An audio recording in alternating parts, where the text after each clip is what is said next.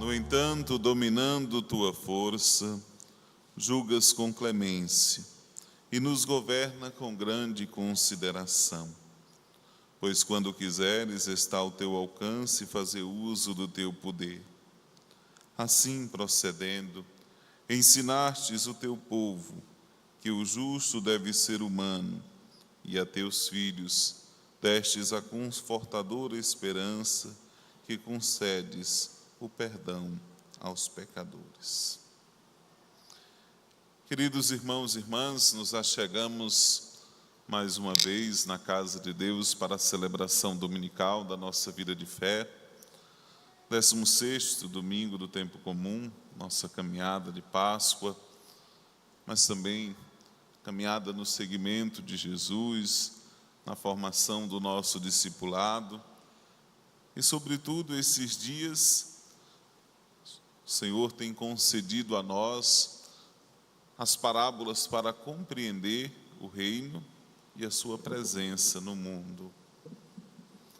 Domingo passado, tivemos o início do Evangelho de São Mateus, o capítulo 13, que é um capítulo recheado de parábolas do reino. É ali o coração do Evangelho, onde o Senhor vai explicando aos discípulos como se dá este reino.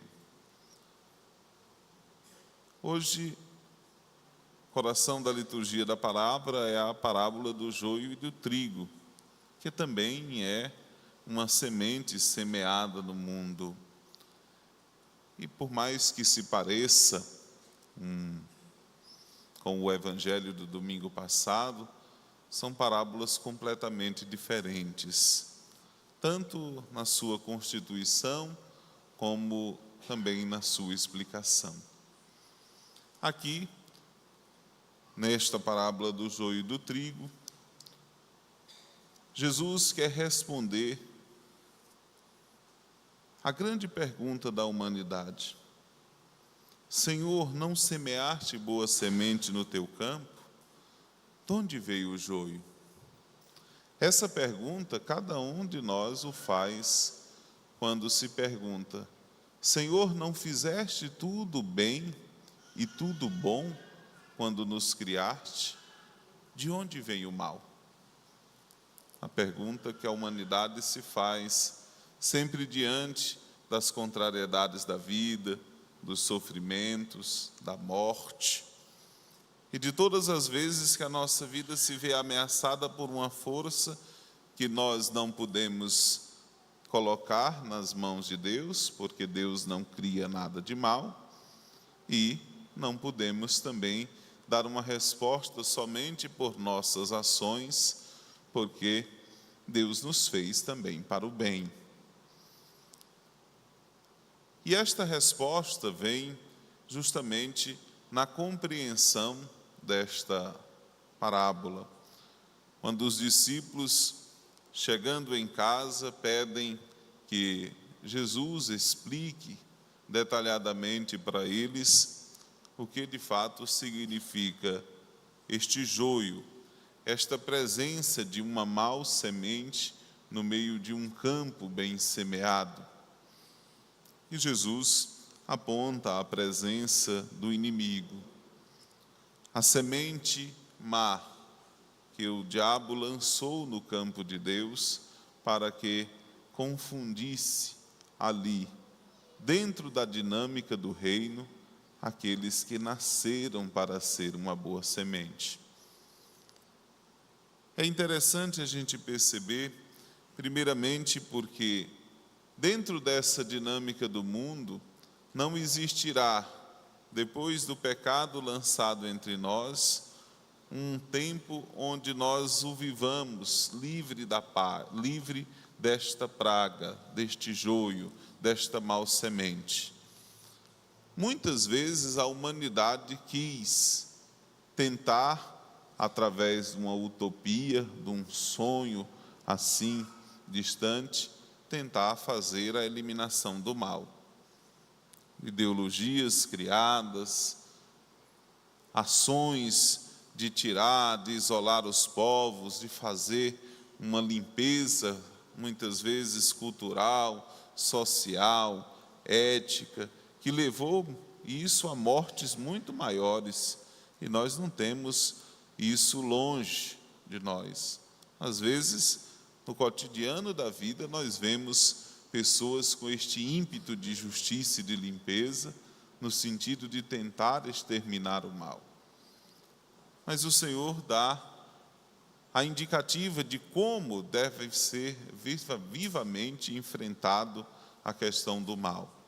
É preciso que cresçam juntos, para que não se perca aquilo que é bom, e no tempo oportuno, ele indica o fim dos tempos, se determine verdadeiramente aqueles que viveram e fizeram a vida, a correspondência da boa semente, mas também aqueles que viveram para o mal, estes assim receberão a sua paga.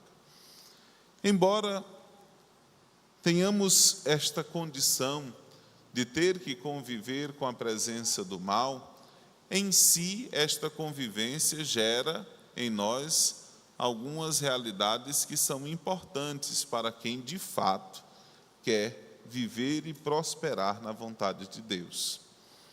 A grande e primeira consequência é nós descobrirmos quem de fato somos para bem viver a nossa vida e a nossa vocação.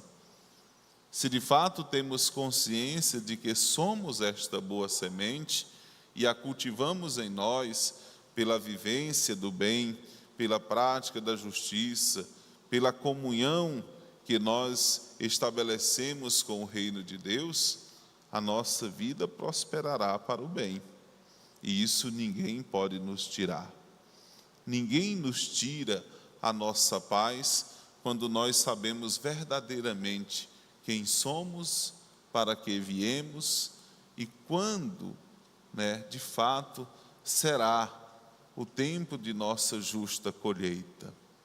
Isso faz nos desejar, irmãos e irmãs, viver uma vida virtuosa, amparada pela graça, é claro, pela força de Deus e espiritualmente falando, uma vida de sacramentos, uma vida que nos leve a esta compreensão, porque sozinhos, de fato, nós não somos capazes de chegar a este bom termo.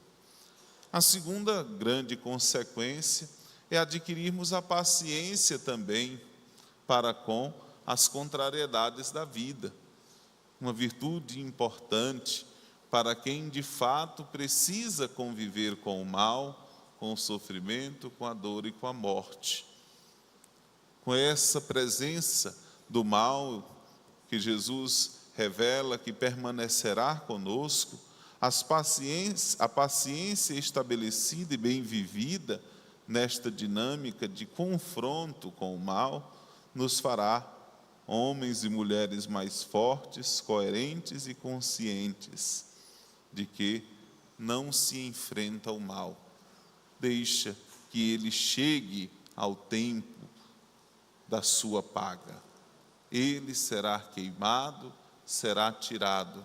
Aqueles que fazem os outros pecar, aqueles que não vivem verdadeiramente a condição de boa semente, serão tirados no tempo certo. Portanto, é uma consciência que essa paciência nos traz, é saber que não está indefinido a soberania do mal sobre nós. Haverá o tempo da justiça de Deus, da qual nós, esperançosos, como diz a primeira leitura, numa confortadora esperança, saberemos que alcançaremos. E nossa vida verá este concreto reino acontecer.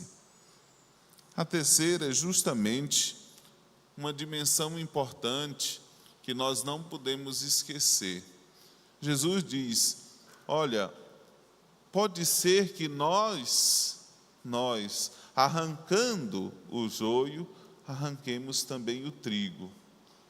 Mas São Tomás de Aquino também vai dizer que é também possível, neste processo de vivência com aqueles que são boa semente, haja também espaço para uma conversão de vida. Há também um espaço para que aqueles que experimentaram o mal possam de fato viver o bem, alcançando ele na vida, vivendo virtuosamente, entregando a vida num processo de conversão. E São Tomás, quando explica esse evangelho, ele vai dizer justamente isso. O que não seria disso a vida de Paulo, se não tivesse encontrado uma conversão?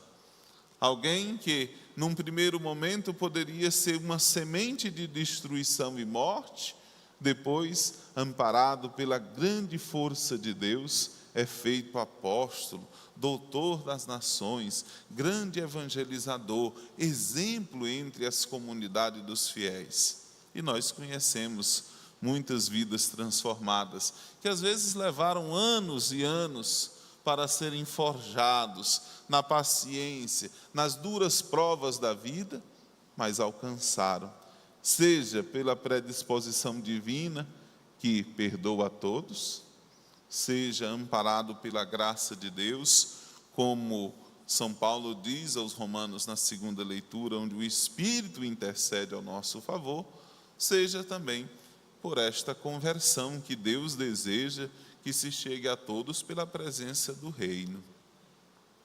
Assim, a grande pergunta da humanidade sobre de onde vem o mal e de como nós podemos conviver com ele, encontra no capítulo 13 de São Mateus uma resposta muito concreta.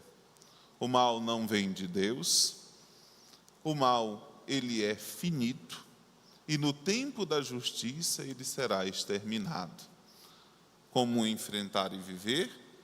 Nas paciências que nos predispõem a vencer e a estar convivendo com isso, na súplica da graça, porque sem ela nós não podemos nem ser bom e nem viver o bem, e sobretudo num combate espiritual que nós cristãos somos chamados a realizar no mundo, quando nós somos chamados a rezar também pelos pecadores, pela conversão dos pecadores. É justamente essa dinâmica do reino que se apresenta a nós. Então, se ilude também dizer que diante do mal não se pode fazer nada. Não, diante do mal, o reino cristão, a vida cristã, a virtude cristã pode fazer tudo. Pode fazer tudo. E entregar a nossa vida, abandonar na mão da graça de Deus, ter as paciências da demora da conversão dos outros, é também um exercício de santidade.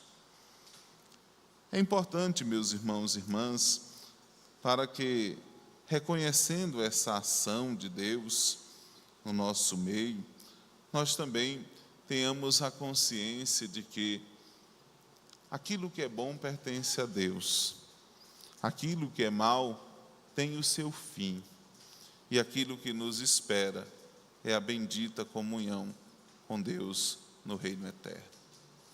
Que o nosso seguimento, que a nossa vida seja um testemunho verdadeiramente de que nós podemos reconhecer o bom, a boa semente que Deus depositou no mundo com a nossa vida, que nós possamos rezar por aqueles que pecam e com a virtude heróica de nossa vida cristã transformar o mundo de pecadores em santos. Amém.